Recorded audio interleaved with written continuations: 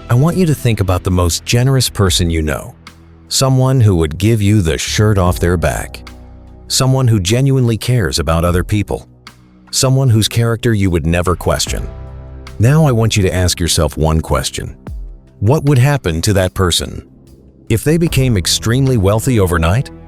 You probably have an answer already forming in your mind. And science says you are probably right. Because in 2012, researchers at the University of California, Berkeley, ran a series of experiments that permanently changed how psychologists understand money. And what they discovered was something so disturbing, so counterintuitive, so deeply uncomfortable, that multiple major newspapers refused to publish it. Because if it is true, it means everything you believe about wealth and character is completely wrong. Stay with me, because by the end of this video, you will never look at a wealthy person the same way again. And more importantly, you will never look at yourself the same way again. The lead researcher was Paul Piff, a young psychologist at UC Berkeley. He wanted to answer one question that had bothered economists and psychologists for decades. Does wealth reveal character, or does wealth create character? In other words, are wealthy people wealthy because of who they are, or are they who they are because they are wealthy? To find out, he designed 7 experiments, each one more disturbing than the last. And I am going to walk you through every single one, because each one reveals something different about what money does to the human mind. Experiment 1. Piff and his team stationed observers at busy intersections in San Francisco. Their job was simple. Watch cars at 4-way stops. Record which cars cut off other drivers. Record which cars failed to yield to pedestrians. The results were shocking. Drivers of luxury vehicles, BMW, Mercedes, Porsche, were 4 times more likely to cut off other drivers and 3 times more likely to fail to yield to pedestrians, including pedestrians who were already in the crosswalk. Now, before you think this is just about rude rich people, here is what makes this experiment extraordinary. The researchers also recorded the age and apparent gender of the drivers and found that wealth of the vehicle was a stronger predictor of bad behavior than age or gender combined. The car was changing behavior, not the person. But here is where it gets darker, because Piff did not stop there. Experiment 2. Piff set up a bowl of candy in his lab. He told participants the candy was for children in a nearby study, but participants could take some if they wanted. Then he measured how much candy people took, based on their reported income and wealth. Wealthier participants took significantly more candy from children. Now, Piff wanted to know if this was about who these people were or what wealth was doing to them. So he ran a variation. He took people of average wealth and made half of them feel wealthy temporarily by telling them to compare themselves to people less fortunate, and made the other half feel less wealthy by telling them to compare themselves to people more fortunate. The temporarily wealthy feeling group took significantly more candy from children in minutes, just feeling wealthy. Changed their behavior toward the most vulnerable people in the room. Now stay with me here, because experiment 3 is where this goes from disturbing to genuinely frightening. Experiment 3. Piff brought participants into his lab and had them play Monopoly, but with a twist. The game was rigged. One player was randomly assigned to be rich. They started with twice the money. They collected twice the salary when passing go. They rolled 2 dice instead of 1. Every advantage was given to the rich player. Every disadvantage was given to the poor player. And everyone knew the game was rigged from the beginning. Then, Piff observed what happened as the rich players inevitably won, due entirely to their unfair advantages. They began displaying physical dominance. moving their pieces louder, taking up more space at the table, speaking more loudly and confidently, gesturing more expansively. And at the end of the game, when the rich player had won, Piff asked them one question: "Why do you think you won?" And the rich players, who had been given every possible advantage from the very beginning, talked about their own skill, their strategy, their decisions. Almost none of them mentioned the rigged starting conditions. Pause for a moment, because this is the finding that made major newspapers refuse to publish Piff's research. Wealthy people, in a game they won entirely because of unfair advantages, credited their own merit, and dismissed the structural advantages they were given. Sound familiar? Experiment 4. Piff gave participants a scenario. They were negotiating a job offer.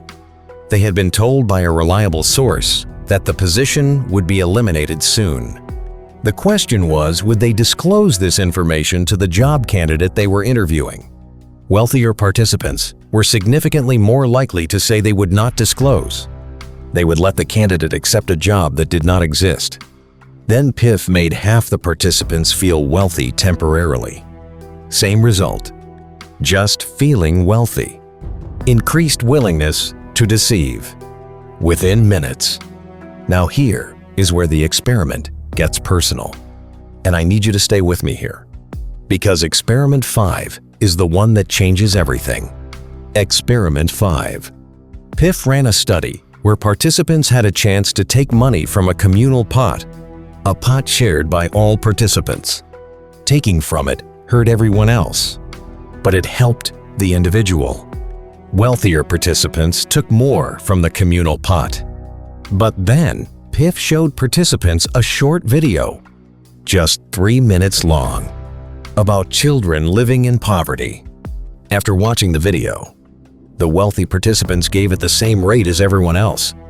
3 minutes of empathy exposure completely reversed the wealth effect. Stop, because this is the most important finding in all 7 experiments. The wealthy participants were not fundamentally different people. They were not permanently changed by money. They were operating in a psychological state that money had created. A state of reduced empathy, reduced awareness of others, reduced connection to consequences, and 3 minutes of human connection reset that state completely. Experiment 6 and 7 confirmed the same thing from different angles. Wealthier people were more likely to cheat in a game where they could earn raffle tickets, more likely to endorse unethical behavior at work, more likely to steal from their employer if given the opportunity. But in every case, reminders of interconnection, of consequences, of other people's humanity, reduced or eliminated the wealth effect. So what does all of this mean? Here is Paul Piff's conclusion, and it is the most important thing in this video. Wealth does not reveal character. Wealth creates psychological conditions, and those conditions reduce empathy, increase entitlement, decrease concern for others, increase self-serving justifications, automatically, without the person even noticing. And here is where this connects to your financial life right now, because this research does not just apply to billionaires. It applies to every step up the wealth ladder. Every time your income increases, your brain receives a signal that says, you earned this, you deserve this. Your outcomes are about your choices, not about luck or structure or other people. And that signal, if left unchecked, slowly reduces your connection to the people around you, your community, your family, the people whose support helped you get where you are. But here is the extraordinary flip side. The same research that showed wealth reduces empathy also showed that awareness of this effect almost completely prevents it. People who understood the wealth effect, who knew what money was doing to their psychology, did not show the same patterns. Knowledge was the antidote, which means You just inoculated yourself by watching this video. There is one more thing I want to leave you with. In the original Berkeley study, PIF found one group of wealthy people who consistently showed higher generosity than average. Not lower, higher. They gave more, took less, showed more empathy, more connection. Who were they? Wealthy people who regularly engaged with people less fortunate than themselves. Not in a charity way, in a human way. Shared meals, shared stories, real conversations. The antidote to what money does to the brain is not giving away money. It is maintaining genuine human connection across wealth levels, across circumstances, across the distance that success tends to create. Now, I want to ask you something directly. As your income has grown over your life, have you noticed any of these patterns in yourself? More entitlement, less patience with people who struggle, more credit to yourself for your outcomes, less acknowledgement of the luck and help that got you here. Drop your honest answer in the comments. Not what you want to be true, what is actually true. Because the people who are willing to be honest about this are the ones who never let money change who they actually are. And that honesty, that willingness to examine yourself, is the rarest and most valuable thing money can never buy. If this video changed something in how you see yourself or the people around you, share it with someone right now. Not someone who is rich, someone who is becoming successful, someone who is on the way up. Because the time to understand what money does to the mind is before it happens, not after. Hit that like button right now, because this research needs to reach more people. People who are gaining wealth right now and have no idea what it is quietly doing to their psychology. Subscribe to Psycho Wealth and hit that bell, because next week, we are going somewhere nobody expects. Into the hidden psychological reason why most people destroy their own success right at the exact moment they are about to break through. The self-sabotage mechanism and the science behind how to permanently shut it off. You have never heard it explained this way. This is Psycho Wealth, and this is just the beginning.